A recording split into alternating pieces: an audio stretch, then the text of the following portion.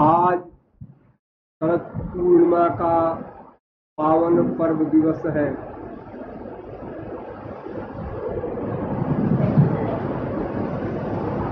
वस्तुतः आज का पर्व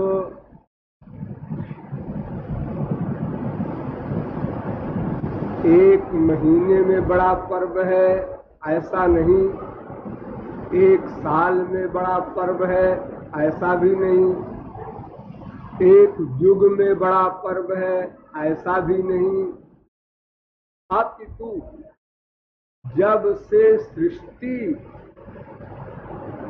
प्रारंभ हुई है, अर्थात यह वर्तमान जगत जब से प्रकट हुआ है, तब से अब तक के समस्त पर्वों में यह पर्व सर्वोत्कृष्ट है।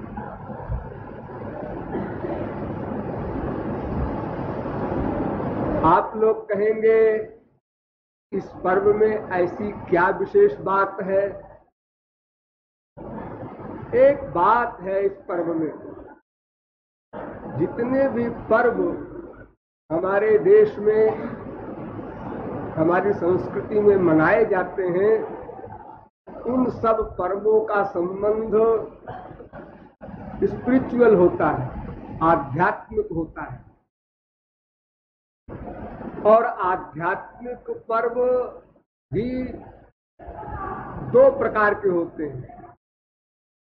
एक पर्व वे जिनका संबंध स्वर्गादिक लोकों के देवी देवताओं से होता है, और एक पर्व वे जिनका संबंध डायरेक्ट ईश्वर से होता है।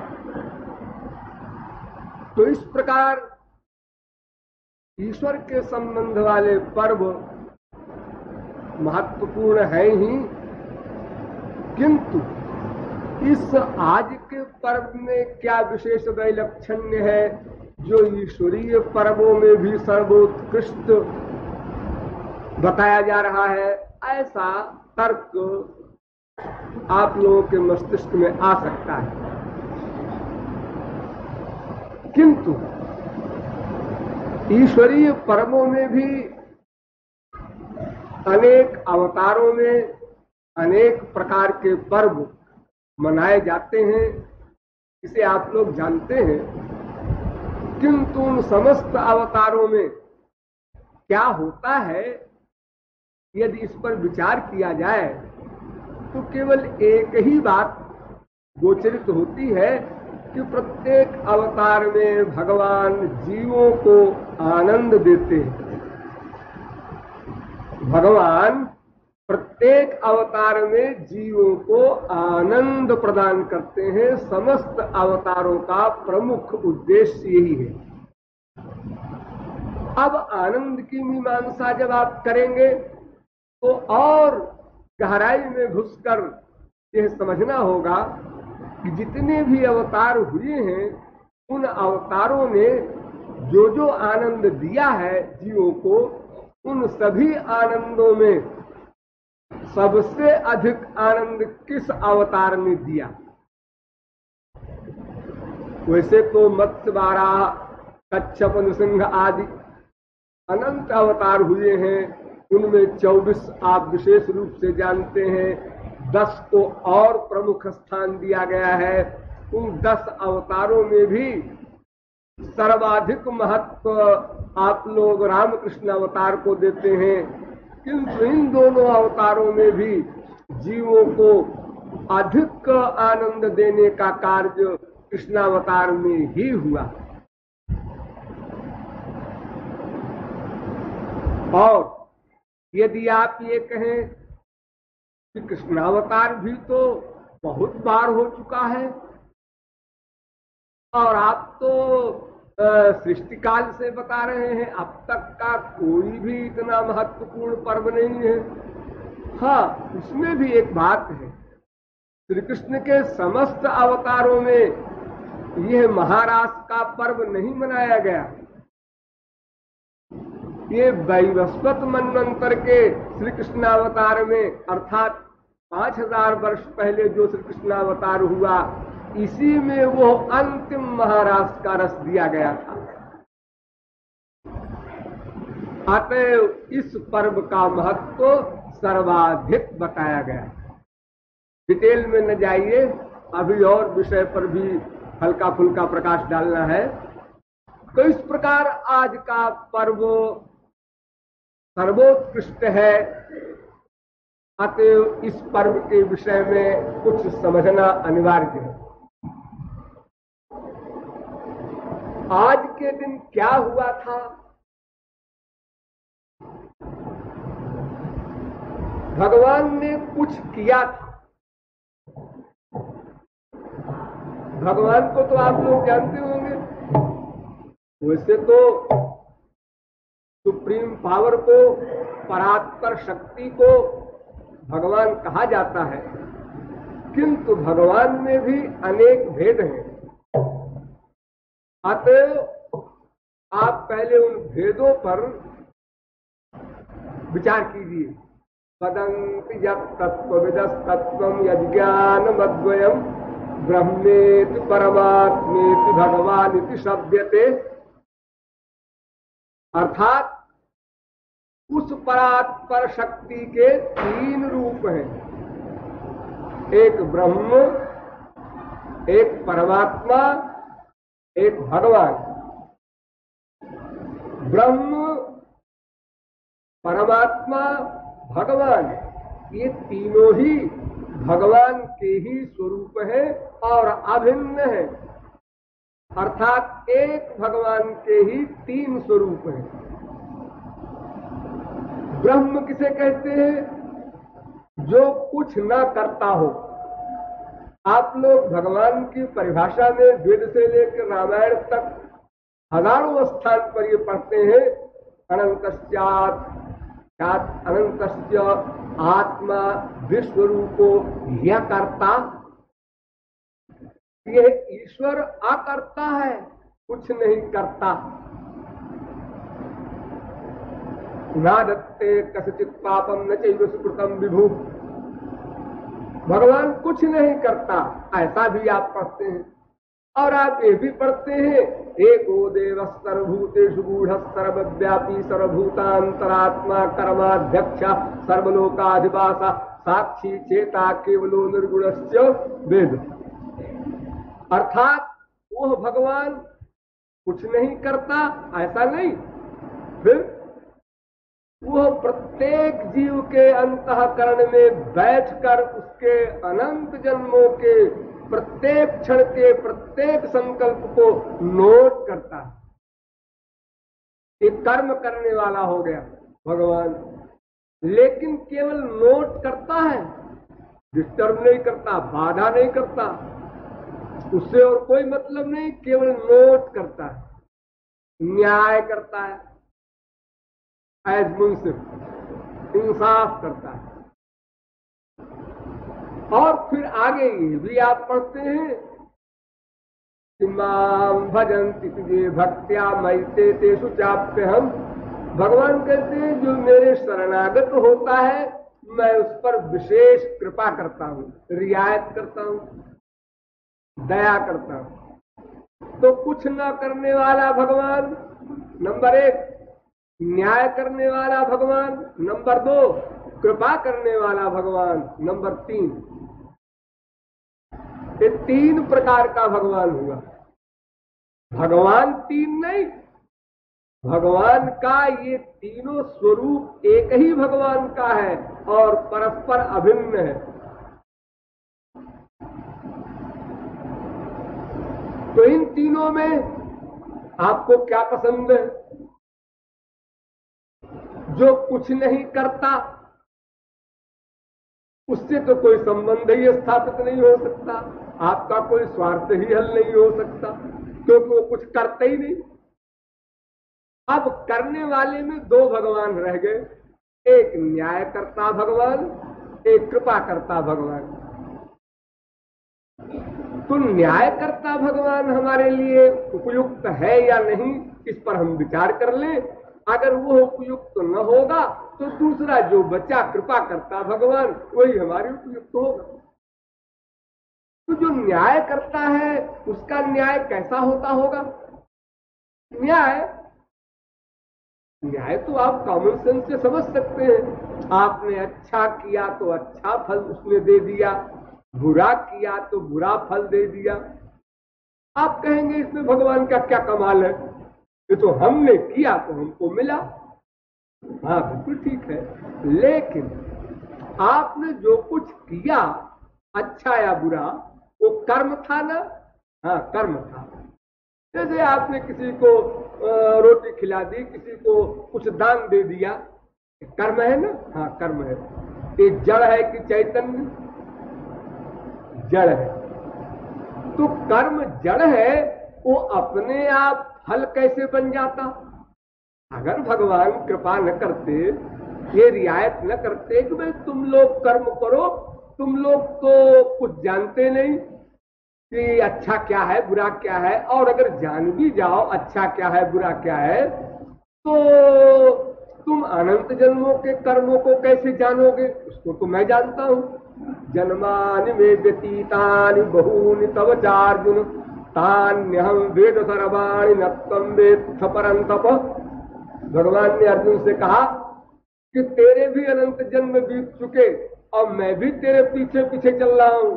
हर जन्म में, हर योनि में एक सेकंड को मैंने तेरा पीछा नहीं छोड़ा अर्जुन, और तेरा ही नहीं प्रत्येक जीव का पीछा उसी प्रकार मैंने किया अनादिकाल से अब तक। प्रति क्षण आप चाहे मनुष्य बने, चाहे कुत्ते बिल्ली गधे बने, चाहे स्वर्ग में जाए, जहां भी आप जाएंगे आपके पीछे पीछे बिल्कुल आपके पास सटा हुआ भगवान चल रहा है।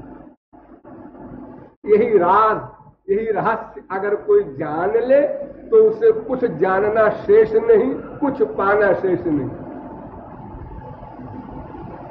बस इतनी सी बात हम लोग अनादिकाल से अब तक नहीं जान सके, क्योंकि नहीं मान सके। जानने का प्रमाण है मानना। अगर 24 घंटे में हमने 1 मिनट को, 5 मिनट को, 2 मिनट को जान भी लिया या मान भी लिया, तो हमारा ये जानना कोई पर्याप्त नहीं है।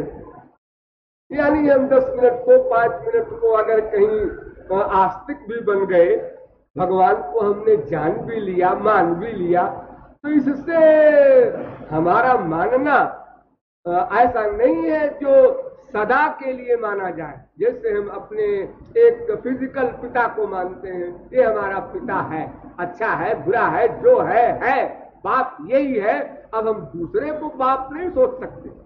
ये हमारा शरीर है, अच्छा है बुरा है जो भी है, ये मेरा शरीर है, सदा रियलाइज करेंगे उसे। तो उसी प्रकार हम सदा सर्वत्र अपने इष्ट को भी अनुभव में लावें, तभी तो हम आस्तिक होंगे ना। 10 मिनट को क्या, अगर 10 घंटे को भी हम आस्तिक हो जाए तो हमारी आस्तिकता नहीं। ऐसे तो हर व्यक्ति कहेगा हम सत्यवादी हैं, क्यों? हम 24 घंटे में 1 घंटे जरूर सच बोलते होंगे, क्योंकि जब हमको भूख लगती है तो हम खाना मांगते हैं, पत्थर नहीं मांगते, लकड़ी नहीं मांगते। संसार में ऐसा कोई झूठ बोलने वाला नहीं पैदा हुआ जो सदा झूठ बोल सके, क्योंकि जब भूख लगेगी तब तो खाना ही मांगेगा, जब प्यास लगेगी तो पानी ही मांगेगा। अगर झूठ बोलने वाले से कहा जाए अच्छा तुम आज प्रतिज्ञा कर लो कि हम झूठे ही बोलेंगे 24 घंटे, तो जब प्यास लगेगी तो क्या कहेगा बेचारा? क्योंकि पानी तो मांग नहीं सकता, वो सच हो जाएगा। तो सच झूठ मिलकर ही हम लोग चल रहे हैं अनादिकाल से, लेकिन हम सत्यवादी नहीं कहलाते। सत्यवादी तो हरिश्चंद्र हुए हैं जो एक भी झूठ न बोले। तो अगर हम एक क्षण को भी ईश्वर से भिन्न अपने आप को न रियलाइज करें, तब तो हम आस्तिक हैं, तब तो हम भगवान को मानने वाले हुए। अन्यथा तो कुछ देर के लिए भगवान को मान लिया, कुछ देर के लिए भगवान को मस्तिष्क से उड़ा दिया, तो हम आस्तिक नहीं। तो यही एक बात अनादिकाल से अब तक हमने नहीं जानी। क्योंकि नहीं मानी? क्योंकि अभी हमारे पास प्राइवेट शब्द है। प्राइवेट, हम जो सोच रहे हैं प्राइवेट, हम जो इस समय सोच रहे हैं प्राइवेट, कोई नहीं जानता। भगवान जानता है, हाँ भगवान जान सकता है, हाँ जानता होगा। महापुरुष जानता, हाँ जानता है, जानता क्या होगा, लेकिन जानता हो, लेकिन क्या जानता होगा। इस प्रकार हम डाउट में अनादिकाल से अब तक पड़े हुए हैं।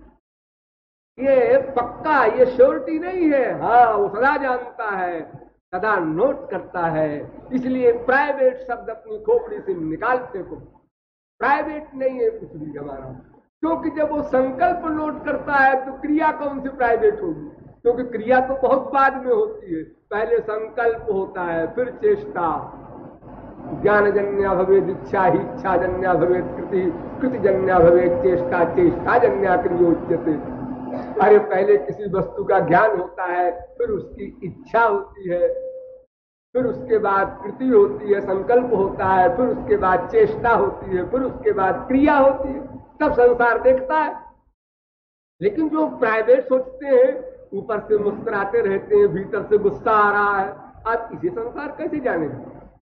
संसार तो तब जानेगा जो हमारी भौहें तन जाए, हमारे होठ फरकने लगे, हमारे ललाट में बलियां पड़ जाए, हमारा चेहरा लाल हो जाए, भले ही हम कुछ न बोले, हाँ बहुत गुस्से में है, फेस रीडिंग से जान जाएंगे हम लोग। लेकिन अगर कोई मुस्कुरा रहा, आइए आइए आपको तो बड़ा इंतजार कर रहे थे हम, और भीतर से हो रहा है ये क्यों आ धमका हमारे घर में रात को 12 बजे, अब इसके लिए खाना पकावे, क्या क्या करें, नींद में सो रहे थे।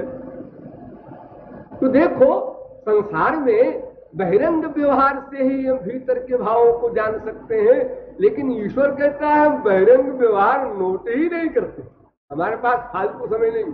वो जहां से संकल्प शुरू होता है, जहां पहला अध्याय होता है, हम वहां नोट करते हैं। रिएक्शन जो कुछ हो रहा है सीधा या उल्टा, हम नोट ही नहीं करते, क्योंकि वो दोनों हो सकता है ना, अंदर गुस्सा बाहर भी गुस्सा, ये सीधा, अंदर गुस्सा बाहर प्यार, ये उल्टा। जब रिएक्शन दो प्रकार का एक्टिंग के साथ भी हो सकती है, तो फिर हम धोखे में पड़ सकते हैं, और संसार में सब धोखे में पड़ते हैं। इसलिए भगवान कहते हैं हम इस चक्कर में पड़ते ही, हम तो वहीं से नोट करते हैं जहां से आप संकल्प करते हैं, सोचते हैं। तो परमात्मा जो पहले कुछ नहीं करता था ब्रह्म के रूप में, अब वो न्याय करता हो गया, क्योंकि हमारे संकल्प को नोट करता है, फिर उसका हिसाब रखता है, फिर उसको फल देता है। तब फल हमको देना है, इसे कर्म क्या जानेगा बेचारा। अगर आप कहें हम तो चैतन्य हैं, दूसरा पॉइंट, कर्म जड़ है किंतु हम तो चैतन्य हैं, हाँ लेकिन हम अल्पज्ञ हैं, चैतन्य होने से भी क्या काम चलेगा। हम तो अपने एक जन्म के ही कर्म को नहीं जानते, और तो और कल के कर्म को हम आज भूल जाते हैं।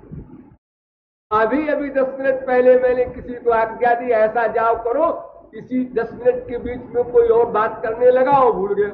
1 घंटे बाद मैंने कहा अरे भाई तुमने वो काम किया, महाराज जी मैं तो भूल गया। अरे अभी अभी तुमको हमने कहा तुम भूल गए, हाँ महाराज जी भूल गए। ये मेमोरी है हम लोग। तो फिर एक जन्म की याद कैसे रखेगा, फिर अनंत जन्मों की याद कैसे रखेगा। और अगर किसी को याद भी रह जाए, ध्यान दीजिए, तो भला कोई व्यक्ति अपने खिलाफ फल भोगेगा। अगर किसी को ये अधिकार मिल जाए कि तुम सब कर्मों को जानते हो, इसलिए भगवान की कोई आवश्यकता नहीं, तुम अपने कर्म का फल अपने आप भोग लो। अगर ये अधिकार किसी मनुष्य को या जीव को दे दिया जाए, तो भला कोई जीव ये चाहेगा कि हमारे भाग्य में लिखा है बेटा मर जाए काट दो, बेटा नहीं मरे ऐसा लिख दो। जब मेरे ही हाथ में, तो अपने खिलाफ तो कोई विधान लागू करेगा। ये तो भगवान के अंदर में होता है, इसलिए भगवान के अंदर में होने के कारण हम विवश हैं। इसलिए भगवान ही न्याय करता है, और उसका न्याय करना हमारे लिए परमावश्यक है। आप कहेंगे ये कैसे? अच्छा, आपको भगवान के न्याय से इसलिए एतराज है ना कि आप गलत काम करते हैं तो वो गलत फल आपसे भुगवाता है, हाँ इसीलिए। अच्छा, और जो आप अच्छा काम करते हो और भगवान उसका भी फल न दे तो कैसा लगे आपको? कि ये तो बड़ा गड़बड़ हो जाएगा, फिर हम अच्छे कर्म करें और भगवान फल न दे, और कर्म स्वयं फल बन नहीं सकता, और हम अल्पज्ञ हैं, अपने कर्मों को जान नहीं सकते। तो फिर अगर हमारे पिछले अच्छे कर्मों का फल अगले जन्म में न दिया जाए, ध्यान दो, तो फिर अगर पिछले जन्म में हमने 4 आने ईश्वर भक्ति कर रखी है और वो हमको न दे दी जाए पकी पकाई, तो इस जन्म में फिर हम एबीसीडी शुरू करेंगे, और जीवन भर जो कुछ कमाएंगे वो फिर 0 पर पहुंच जाएगा। अगले जन्म में फिर एबीसीडी शुरू करेंगे। तो इस प्रकार अनंत जन्म भी यदि हम ईश्वर भक्ति करें तो भी कभी ईश्वर प्राप्ति नहीं कर सकते। किंतु ईश्वर ने जब हमारे अच्छे कर्मों का फल दिया तो उसका लाभ ये मिला कि हमने 4 आने ईश्वर भक्ति उस जन्म में की थी, वो तो फल अपने आप मिल गया बिना कमाए। अब 4 आना के आगे हमने ईश्वर भक्ति की तो इस जन्म में हम 8 आने तक पहुंच गए। अगले जन्म में हमने फिर परिश्रम किया, 12 आने पहुंच गए। उसके अगले जन्म में हमने भगवत प्राप्ति कर ली। जैसा कि आप सुनते हैं मीरा वगैरह के बारे में, पूर्व जन्म को कौल, पूर्व जन्म में थोड़ी सी कमी रह गई थी भगवत प्राप्ति में, तो जन्म लिया और जरा सा अपना साधना का नाटक किया और श्याम सुंदर मिल गए। तो जन्मांतर सहस्रेषु तपो ध्यान समाधि भी नराणाम क्षीण पापानाम कृष्णे भक्त प्रजायते। हजारों जन्मों की साधना के पश्चात श्री कृष्ण में भक्ति होती है किसी व्यक्ति की। ये सबसे कठिन है, क्योंकि सबसे बड़ी चीज है ना, मनुष्य तत्काल फल वाली चीज चाहता है, ये तत्काल फल तो देती नहीं है। इसलिए बहुत गंभीर तत्ववेत्ता ही इस ओर चल पाता है। अरे बाबा जी कुछ चमत्कार दिखाते हैं? नहीं, चमत्कार तो नहीं दिखाते। कुछ हाथ वाथ देखते? नहीं, हाथ वाथ भी नहीं देखते। अच्छा, तो फिर क्या करते हैं? श्री कृष्ण भक्ति का उपदेश देते हैं। श्री कृष्ण भक्ति का उपदेश देते, सबको मालूम है श्री कृष्ण भक्ति करनी चाहिए। ये कौन सा महात्मा है? अरे ऐसा महात्मा हो जो धन पुत्र मित्र स्त्री पति बेटा संसार दे, कोई चमत्कार दिखावे, कोई बात हो, ऐसी कोई चीज देना चाहिए महात्मा को। यानी हम प्रत्यक्ष फल चाहते, भले ही उसका फल नरक हो। तो श्री कृष्ण भक्ति की ओर चलने वाला ऐसा कोई बहादुर तो हिरले बिरले रूप में मिलता है। इसलिए कहूं कहूं वृष्टि शारदी थोड़ी, ये शरत काल में वर्षा तो कहीं कहीं होती है, क्योंकि किसी किसी को ही श्री कृष्ण भक्ति मिलती है। सबसे दुर्लभ है ना। नर सहस्रमः सुनहु पुरारी, को एक हो धर्म व्रतधारी। अधर्मशील कोटि नमः कोई, विषय विमुख विराग रत होई। अकोटि विरक्त मध्य श्रुति कहाई, सम्यक ज्ञान सुकृत को लहाई। 3 सहस्रमः सब सुख खानी, दुर्लभ ब्रह्मलीन विज्ञानी। सब ते सो दुर्लभ सुर राया, राम भगति रति गत मद माया। जरा हिसाब लगाओ, 3 अरब आदमी तो कुल है, और ये गणित देखो जरा, हजारों मनुष्यों में कोई धर्मात्मा, हजारों धर्मात्माओं में कोई विरक्त, हजारों विरक्तों में कोई ज्ञानी, हजारों ज्ञानियों में कोई परमहंस, हजारों परमहंसों में भी कोई एक महापुरुष श्री कृष्ण भक्त। तथा परमहंसानाम, 1-2 नहीं, करोड़ों, कोटिष्वपि, करोड़ों कहा वेद व्यास ने। करोड़ों ज्ञानियों में, तुलसीदास जी ने 1000 गिनाया, वेद व्यास ने करोड़ों बताया। कोटिष्वपि महामुने, करोड़ों परमहंसों में भी कोई एक श्री कृष्ण भक्त होता है।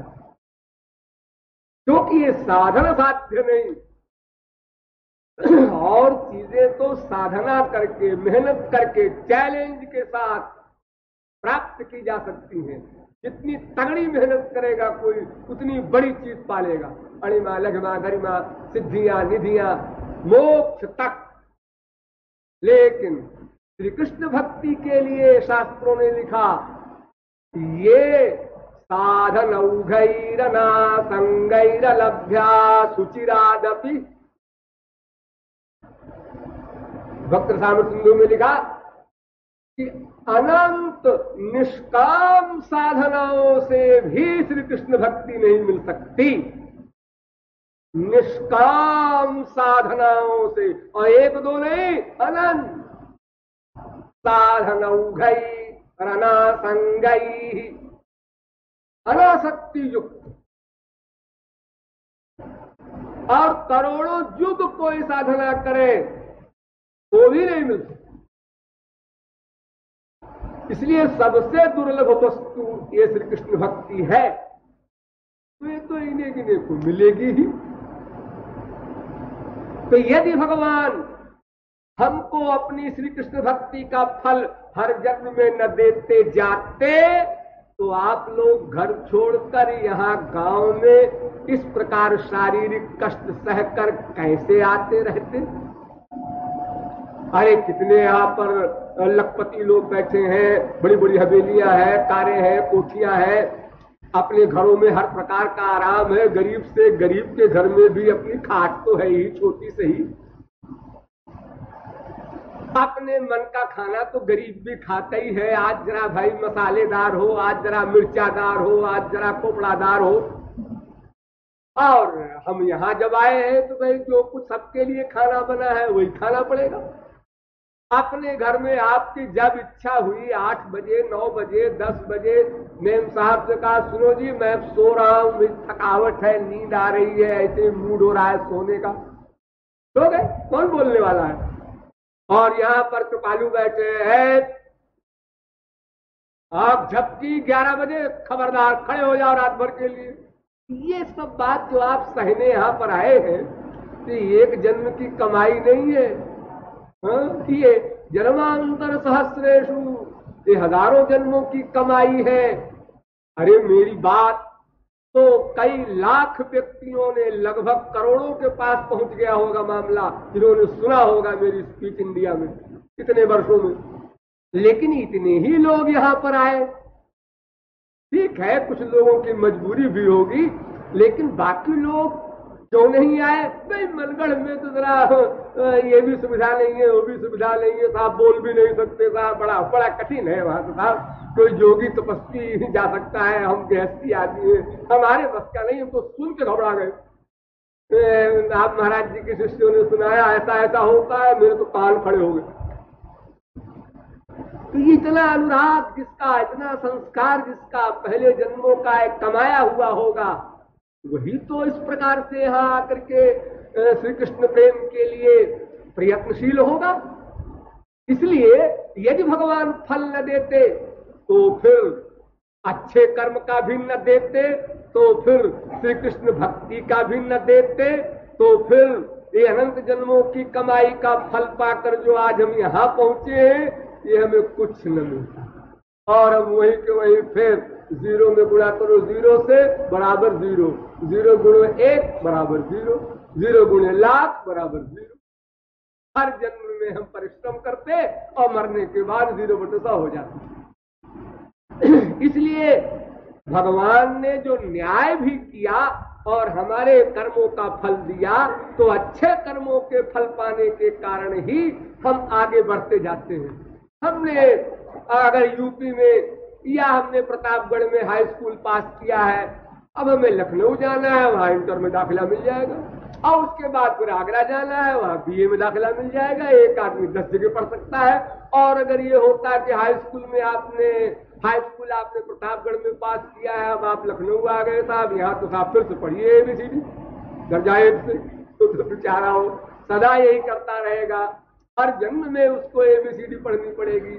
अतएव आप ये न सोचिएगा कि भगवान कर्म फल देता है तो बड़ी खराब बात है, यही तो सौभाग्य है हमारा।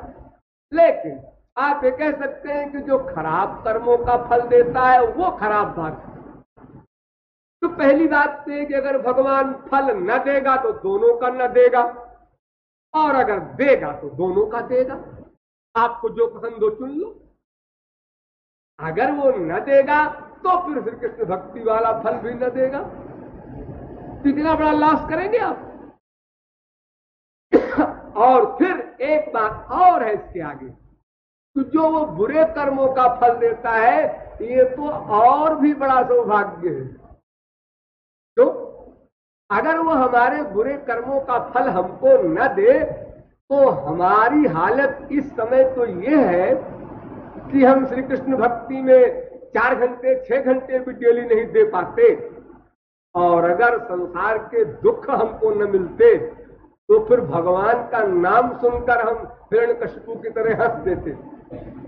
भगवान अरे क्या बात करते हैं भगवान। ये भगवान इंसान के दिमाग की उपज है, बिगड़े हुए इंसान के दिमाग की उपज है भगवान। हाँ, फिर हम लोग क्यों बोलते हैं। इतना दुख पाने पर भी तो हमारी निगाह ऊपर नहीं उठती, अपने भीतर ही जाती है, लेकिन मैं भी तो कुछ हूं। तो यदि ये दुख न मिलते तो फिर क्या गति होती। एक स्त्री संत हमारे देश में एग्जाम्पल हुई है, कुंती। भगवान सामने खड़े हैं और वर मांग रही है। विपदा संत न शाश्वत तत्र तत्र जगत गुरु भवतो दर्शनम जत्याध पुनर्भव दर्शनम। हे जगत गुरु श्री कृष्ण, मैं आपसे एक वर मांगती हूं। भगवान सामने खड़े, मांगो मांगो, क्या मांगती हूं। संसार नहीं, स्वर्ग नहीं, मोक्ष नहीं, और मेरी भक्ति नहीं। मेरी भक्ति भी नहीं चाहती, क्या चाहती थी। संसार से लेकर गोलोक तक कुछ नहीं चाहती, तब बता तो क्या चाहती। जनमईश्वर्य श्रुतिश्री भिरेधमान मदः पुमान नैवार्हत्य विधातुम वै स्वाम किंचन गोचरम। मुझे संसार के ऐश्वर्य का अभाव दे दो, रूप का अभाव, गुण का अभाव, विद्या का अभाव, जाति का अभाव, धन का अभाव, पुत्र का अभाव, प्रत्येक मैटर संसार में जो कुछ है सबका अभाव दे दो। यानी ये सब कुछ मत दो, जो दिए हो वो छीन लो। यही सबक सबसे कठिन है। आप लोग सुन तो रहे, समझ तो रहे, लेकिन जब प्रैक्टिकल लाइफ में आपके बात आती है तो भगवान ने दया नहीं की, महाराज जी ने दया नहीं की, हमारा बेटा ऐसा हो गया, हमारा बाप ऐसा हो, फिर भूल जाते हैं। यही सबक सबसे कड़ा और सबसे बड़ा, और प्रवेशिका में दाखिला के लिए यही सबक है। भगवान कहते हैं मेरी कृपा मनुष्यों तुम कैसे जानोगे। मनुष्यों ने कहा मैं कैसे जानूंगा महाराज, आपकी कृपा कब हुई, कैसे होती है। मैं बताता हूं मेरी कृपा का रहस्य।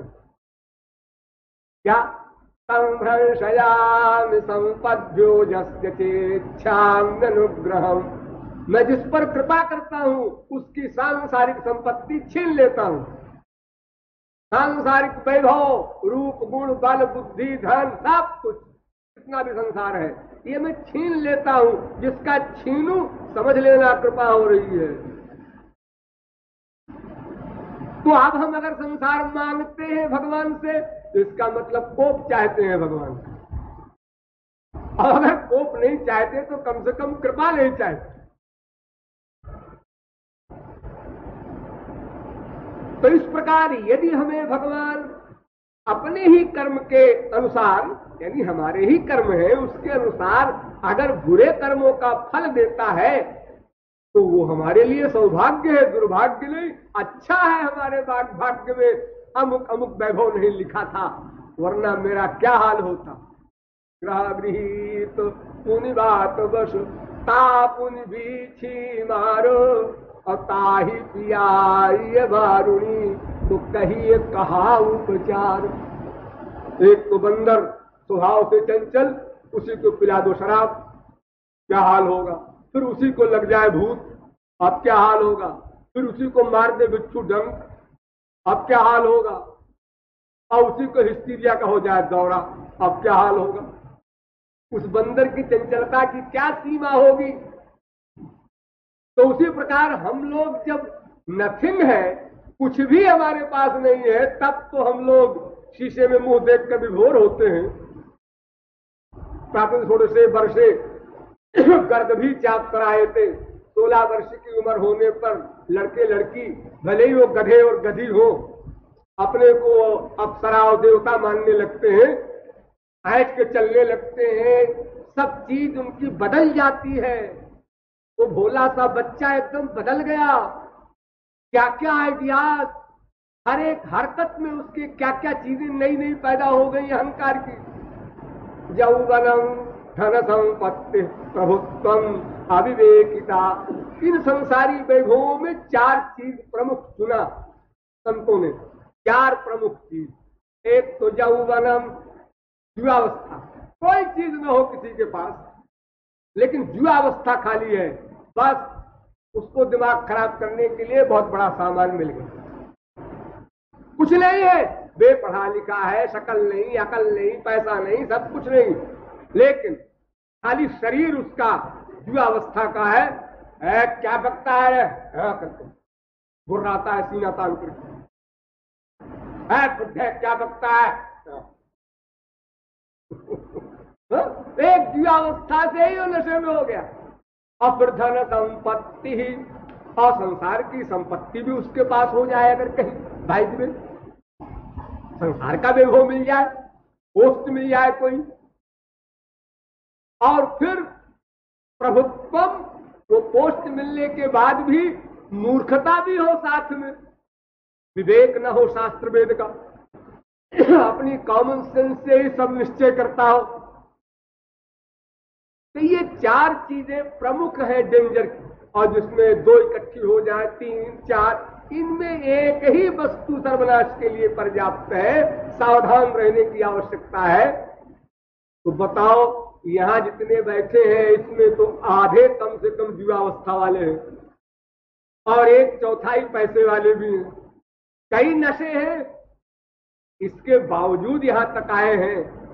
प्रहलाद ने कहा कि अगर युवावस्था में कोई एक बार भगवान का नाम लेता है तो वृद्धावस्था के करोड़ नाम के बराबर है, क्योंकि वृद्धावस्था में अहंकार का कोई ज्यादा सामान तो है नहीं, कोई पूछता नहीं उसको,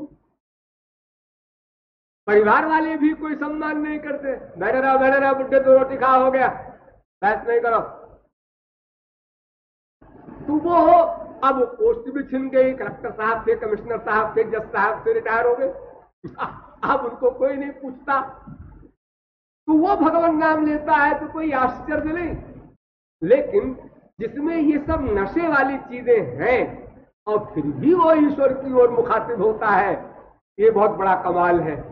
10 आदमी को कंधे पर बिठा करके नदी में तैर जाए, नदी पार कर जाए, ये कमाल है। अकेले तैर जाए ठीक है, ये तो कॉमन बात है, तुम्हें बड़ा भारी कमाल नहीं। कोई तैर रहा हो देख, क्या एक ही साथ पानी में तैर रहा है, अगर आप किसी से कहे तो लोग कहेंगे क्या अंधेर है, क्या आश्चर्य है, तैर रहा है, क्या बड़ी बात है। और देखिए साहब, 4 आदमी बिठाए हैं कंधे पर, वो तैर रहा है। हाँ साहब, है तो कमाल, 4 आदमी कंधे पर बिठा के तैर रहा है, शाबाश। तो उसी प्रकार ये सब संसार के वैभवों के मद को दबा करके, और श्याम सुंदर के लिए एक आंसू निकल जाता है, ये बहुत बड़ा कमाल है। अनंत जन्मों के संस्कार है, भगवत कृपा है, गुरु कृपा है, सब कुछ इसके अंतर्गत है। अब आप समझ गए कि भगवान यदि न्याय न करता और अच्छे कर्म का फल न देता तो श्री कृष्ण भक्ति हमारी पिछले जन्म की हमको न मिलती, तो एक दिन हम भगवत प्राप्ति न करते। दूसरा पॉइंट, अगर भगवान न्याय करके हमारे बुरे कर्मों का फल न देता तो हम हमेशा नशे में रहते, फिर ईश्वर की ओर हम कभी भी एक क्षण को भी अग्रसर न हो सकते। इसलिए भगवान के ये द्वारा दोनों ही कर्मों के दिए हुए फल हमारे लिए वरदान है, बशर्ते कि हम उनको समझ लें। और न समझने की तो कोई बात नहीं। एक बच्चे को बाप ने मारा, माँ ने मारा, तुमने पेंसिल की चोरी की, गलत काम किया, अब बेटा भाग गया घर छोड़ करके, होटल में जाकर नौकरी कर लिया, आवारा हो गया। लोगों ने कहा भाई ये बुरी बात है, तुमने डांट दिया, बच्चे को झापड़ मार दिया। फिर मैंने बच्चे को झापड़ ममता से मारा था कि ये बच्चा होनहार निकले, अरे पिता से आगे न बढ़े तो बराबर तो रहे। अब ये अविवेकी है, मूर्ख है, ये भाग गया तो इसमें पिता का दोष तो नहीं है। पिता ने इस मंशा से नहीं मारा, वो तो रो रहा है, मेरा इकलौता बेटा चला गया। कहाँ चला गया? वो ढूंढ रहा है, रेडियो से अनाउंस करवा रहा है, पेपरों में दे रहा है, वो क्या करे? तो मूर्खता यानी नासमझी से हम भले ही ईश्वर की कृपा को न रियलाइज कर पावे, उसको गलत समझे हम, किंतु वस्तुतः ये दोनों ही कर्म फल हमारे लिए परम सौभाग्य के हैं और इसमें ईश्वर की कृपा निहित है। लेकिन ऐसी कृपा नहीं है पिता फिर भगवान के हाथ में अगर है तो अच्छे कर्मों का फल भगवान हमको दे दिया करे, बुरे कर्मों का फल न दिया करे। ऐसी कृपा नहीं करता परमात्मा। ऐसी कृपा के लिए तीसरा रूप है भगवान, ये कृपा करता है। भगवान कृपा करता है, ये कहता है देखो जीवो, अगर तुम अच्छे बुरे के चक्कर को छोड़कर मेरे चक्कर में आ जाओ, मेरे शरणागत हो जाओ, तो फिर तुम्हारे लिए पिछले अच्छे बुरे किए हुए भी माफ और अगले अच्छे बुरे किए हुए भी माफ। ध्यान दो, पिछले अच्छे बुरे किए हुए भी माफ और अगले अच्छे बुरे किए हुए भी माफ। आप कहेंगे अगले अच्छे बुरे क्यों करेगा? क्यों करेगा? महापुरुषों ने भी कर्म किया अच्छा बुरा, भगवान भी करता है अच्छा बुरा। और यहीं पर यह प्रश्न आया कि शरद पूर्णिमा का प्रकरण जब परीक्षित को सुनाया सुखदेव परमहंस ने, तो परीक्षित ने कहा महाराज श्री कृष्ण को तो कुछ नहीं करना चाहिए, ना अच्छा ना बुरा, क्योंकि अच्छा करेगा तो बंध जाएगा, बुरा करेगा तो बंध जाएगा। दोनों ही कर्म बंधन कारक हैं। ईश्वर भक्ति नहीं, अच्छा कर्म माने पुण्य धर्म। धर्म करना भी गलत, अधर्म करना भी गलत। पुण्य न पुण्य लोकम ने पापे न पापम शुभाभ्याम मनुष्य लोकम। पुण्य करेगा स्वर्ग मिलेगा 1 क्लास की जेल, पाप करेगा नरक मिलेगा C क्लास की जेल। पाप पुण्य दोनों करेगा मृत्युलोक मिलेगा B क्लास की जेल। तीनों में बंधन है, तो बंधन से मुक्ति चाहने वाले को तो न अच्छा करना चाहिए न बुरा। महाराज तो ठीक है, लेकिन कम से कम अच्छा न करे तो बुरा तो न करे। बुरे से तो अच्छा ही है। अजी वो तो अच्छा भी बांधता है, बुरा भी बांधता है। अगर बुरा कर्म बुरा है तो फिर अच्छा कर्म भी बुरा है, क्योंकि दोनों ही बांधता है। ये तो और भी बुरा है। हम अच्छा कर्म करें और कुछ दिन के लिए स्वर्ग में जाएं और क्षीणे पुण्य मर्द लोकम विशंति 4 दिन को मिनिस्टर हो जाए और उसके बाद फिर निकाल दिए जाए, या इलेक्शन में हार जाए, या गवर्नमेंट चेंज हो जाए, तो कितना बुरा लगता होगा। आप लोगों में किसी को अनुभव नहीं इसका, लेकिन जिसको अनुभव होगा कैसा लगता होगा कि सारा प्रांत नमस्कार करता है, जिस जिले में जाए डीएम एसपी भागता घूमता है पीछे पीछे, और अब वो मिनिस्टर नहीं रहा और उस जिले में एक कांस्टेबल को भी बुलाता है, इधर आ, कहता है आपको। तो अगर हम स्वर्ग में भेज दिए जाए कुछ दिन के लिए और उसके बाद फिर लौट करके आवे यहाँ कुत्ते बिल्ली गधे बने, ये तो और भी कष्टप्रद बात है। तो इसलिए भगवान को न अच्छा करना चाहिए न बुरा। फिर भी अच्छा करे तो कोई बात नहीं, बुरा क्यों किया? ये महाराज का कर्म बुरा है, ये परीक्षित ने प्रश्न रखा सुखदेव परमहंस के आगे। सकथम धर्म सेतु नाम कर्ता वक्ता भी रक्षिता।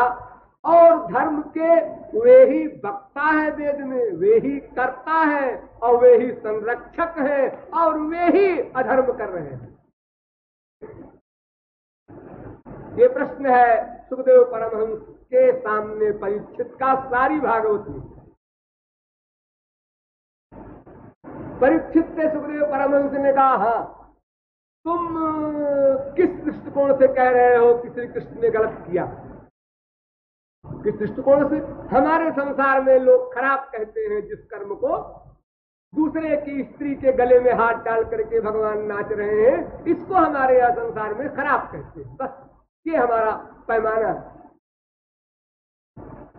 सुखदेव परमहंस ने कहा, हाँ ठीक है, तो तुम ये किसके लिए बात कर रहे हो? संसार वालों के लिए बात कर रहे हो, क्वेश्चन कर रहे हो, या श्री कृष्ण के लिए कर रहे हो? ये भी तो बताओ। वे श्री कृष्ण के लिए कर रहे हैं। श्री कृष्ण कौन थे जानते हो? हाँ जानते हैं। कौन थे? भगवान। तो भगवान संसार में अगर ऐसा कर्म करता है तो गलत है, या मायाधीन मनुष्य करता है तो गलत है? इसलिए भगवान का करना गलत तो नहीं है, लेकिन वो मनुष्य के बीच में आए हैं तो फिर ऐसा क्यों कर रहे हैं? अपने गोलोक में कुछ करे हो। जो हमारे मृत्युलोक में भगवान अगर आए तो वही काम करें तो गलत, और गोलोक में करें तो सही। नहीं, ये मतलब नहीं, हमारा गलत मैं नहीं कह रहा हूं, मैं कह रहा हूं कि फिर इसकी नकल करेंगे लोग, हमारे संसार वाले, इसलिए उनको ये नहीं करना चाहिए था। शरद पूर्णिमा के दिन सुखदेव परमहंस ने कहा, तुम कितने भोले हो, तुमने संसार में किसी की नकल की? अपने से आगे वाले की नकल की? एक दर्शक नट के खेल को देख करके क्या नकल करता है?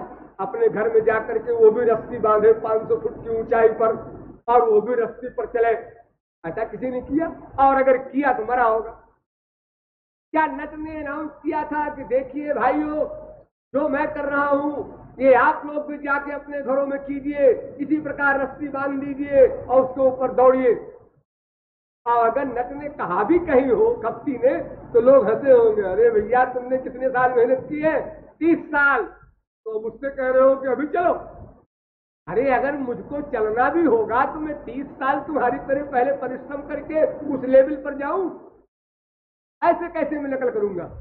प्रोफेसर की नकल करने के लिए कोई लड़का जाके कुर्सी पर बैठ जाए, ये तो नकल कर सकता है, लेकिन जब पढ़ाने का विषय आएगा तो क्या करेगा? डॉक्टर की कुर्सी पर बैठ तो जाए, लगा करके नाटक करके अपना आला वाला, लेकिन जब डॉक्टरी करने का मामला आएगा तो वो 0/100 है बेचारा, हो क्या जहर देगा, मारेगा मरीजों को। संसार में हम नकल नहीं करते तो श्री कृष्ण की नकल करे मनुष्य, ये कहां लिखा हुआ है? वेद कहता है, या न्यस्माकं सुचरितानि तानि को योपास्यानि नो इतराणि। अरे मनुष्यों, मेरे जो आचरण तुम्हारे क्लास के अनुसार हो उनका अनुकरण करना, जो तुम्हारे क्लास से ऊपर वाले हो उनका अनुकरण न करना। तो सुखदेव परमहंस ने भागवत में उत्तर दिया, धर्मगति क्रमो दृष्टो ईश्वराणांच साहसं तेजीयसां न दोषाय बन्ने सरभुजो यथा। परीक्षित, तुमने आग देखा है? हाँ देखा है। आग सब कुछ खाती है जानते हो? हाँ जानते हैं। कोई चीज डाल दो आग में तो आग गंदी हो जाती है किसी गंदी चीज के पड़ने पर? क्या नहीं, जो गंदी चीज आग में जाती है वो आग बन जाती है या गंदी रहती है? नहीं, आग बन जाती है। लकड़ पत्थर कुछ भी डाल दो आग में तो आग बन जाएगी वो चीज, और आग अपनी जगह पर रहेगी। हाँ रहती है। गंगा जी में कोई गंगा नाला जाता है तो क्या होता है? गंगा जी बन जाता है। और गंगा जी कहाँ पहुंचती है? वही है जहां पहले थी। गंगा जी में कोई अंतर नहीं होता, सूर्य की किरणों में कोई अंतर नहीं होता। रवि पावक सुर सरी की नाई। तो परीक्षित ध्यान रखो, यत्पाद पंकज पराग निषेव तृप्ता योग प्रभाव विधुताखिल कर्म बंधा। जो योगी लोग हैं वे ही ये शुभाशुभ के चक्कर से परे हो चुके हैं। पाप करें तो भी उनको फल न मिले, पुण्य करें तो भी फल न मिले, अच्छे कर्म का भी फल नहीं मिलता उनको, बुरे कर्म का भी फल नहीं मिलता उनको।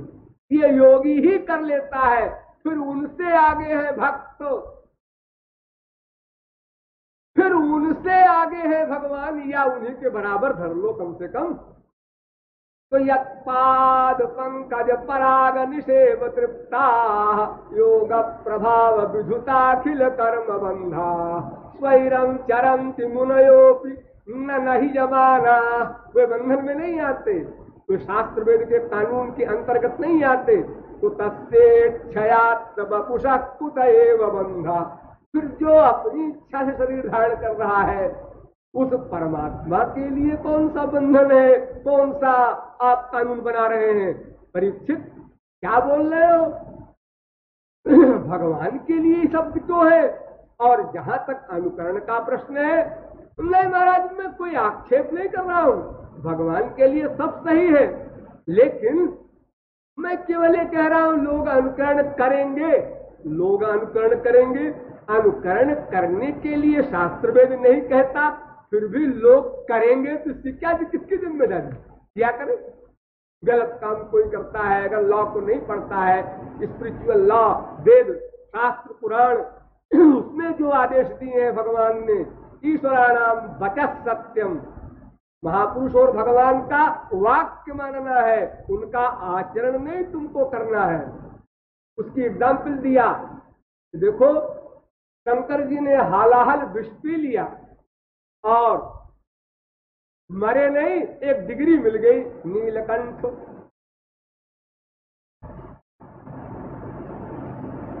यथा रुद्रोभिजम विषम, जैसे नीलकंठ की उपाधि उनको मिल गई विष खाने से, मरे नहीं। लेकिन कोई नकल करे, जी जब शंकर जी हालाहल पी सकते हैं तो हम क्या 10 तोला संखिया नहीं खा सकते? आखिर हम भी तो पहलवान हैं, अभी दिखाते हैं, ए लाओ, ए खाया, ए मरे। कहिए साहब आप कहाँ जा रहे हैं? जमराज आ गए, जा रहे हैं।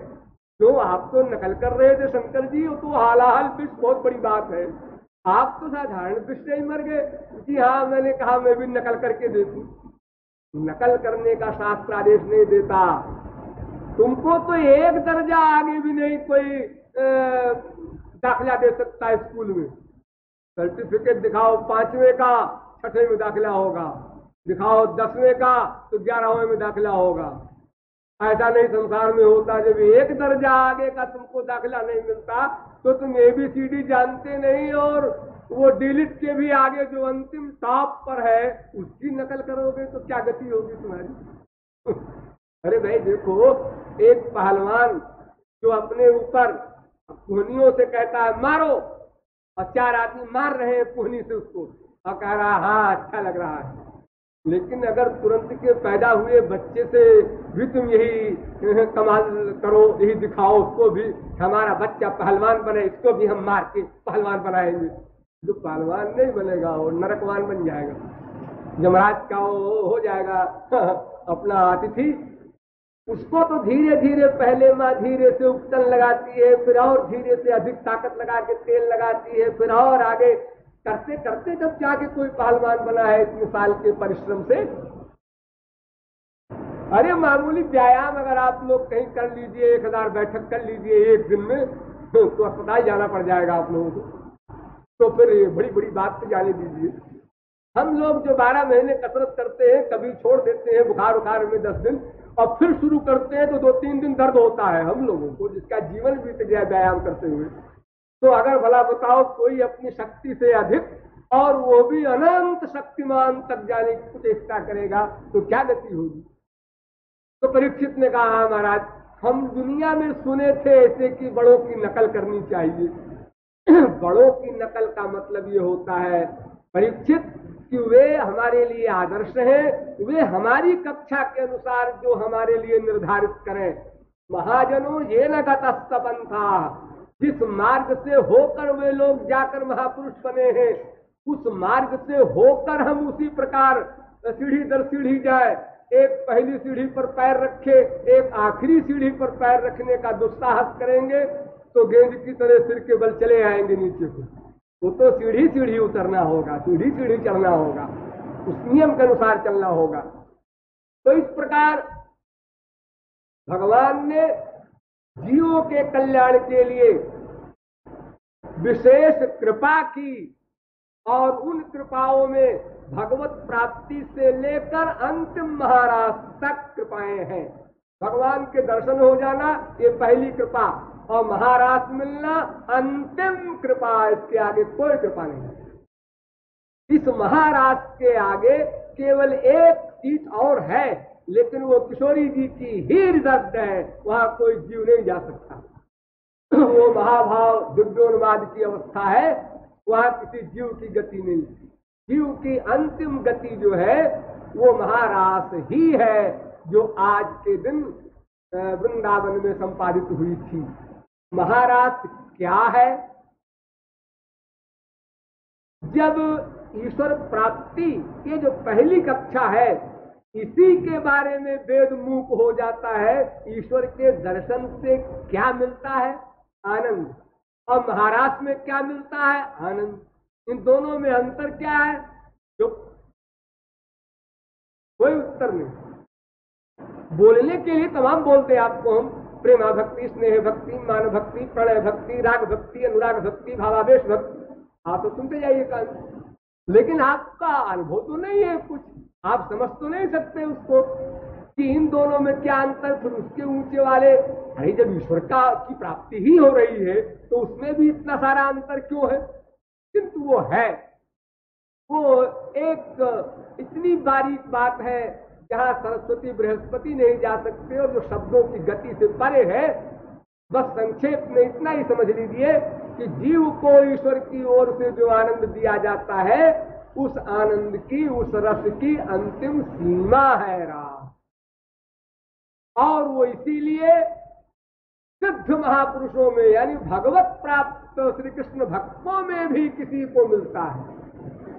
अन्यथा पहला दर्जा यानी प्रेमा भक्ति साधारणी रति वालों को मिल जाती है, फिर स्नेह भक्ति, मान भक्ति, प्रणय भक्ति, राग भक्ति, अनुराग भक्ति, यहां तक जाता है समंजसा रति वाला। रुक्मिणी महालक्ष्मी पहुंची यहां तक, महाराज उनको भी नहीं मिला। यद्वांछया श्री ललना चरत तपो, महालक्ष्मी को भी महाराज नहीं मिला जो भगवान की अर्धांगिनी है, लेकिन बेपढ़ी लिखी अंगूठा छाप गोपियों को मिल गया, क्योंकि भगवान न्याय करते हैं। जिसकी महाराज की अधिकारिणी की अवस्था थी उसको दे दिया। उस की अधिकारिणी की अवस्था वाली कौन जीवात्मा होगी?